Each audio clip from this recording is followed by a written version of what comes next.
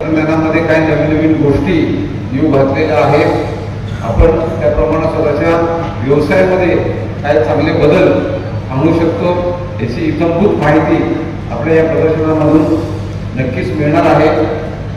थोडक्यात सांगायचं तर हे प्रदर्शन प्रत्येकासाठी एक पर्वणी आहे।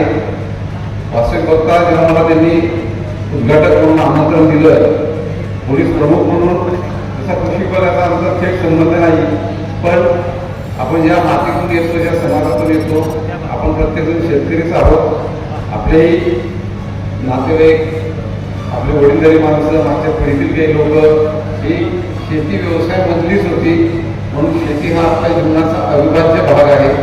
प्रत्येकाला शेतीची माहिती असणं गरजेचं आहे, जरी आपण व्यवसाय करत असो किंवा नसो। त्यामुळं निश्चितच मला एक पोलीस प्रमुख म्हणून अतिशय आनंद होतो की या प्रदर्शनासाठी तुम्ही मला आमंत्रित केलं, मलाही एक संधी या ठिकाणी प्राप्त करून दिली। आणि माझा एक पोलीस दलातील प्रत्येक घटक, कॉन्स्टेबलपासून मोठे सर्व अधिकारी असतील, हे सुद्धा कुठे ना कुठं स्वतः शेतकरी किंवा शेती व्यवसायातीलच आहे। तर त्यांनाही मी आवाहन करेन की तुम्ही सुद्धा येऊन आपल्या कुटुंबियांना, आपल्या घरातल्या लोकांना या प्रदर्शनाबद्दलची माहिती द्या, त्यांना सुद्धा या प्रदर्शनाला आवर्जून भेट द्यायला सांगा। आपल्या जिल्ह्यातील सर्वच शेतकऱ्यांसाठी ही अतिशय एक चांगली संधी आहे, जेणेकरून आपल्याला जे काही मी म्हणतो की टेक्नॉलॉजी, आपण दिवसेंदिवस टेक्नॉलॉजीचा वापर आपण वाढवतोय, हे प्रत्येक ठिकाणी आपल्याला जाणवलं पाहिजे। कारण की मनुष्यबळ पाहिजे त्या प्रमाणामध्ये आपल्याला उपलब्ध होत नाही।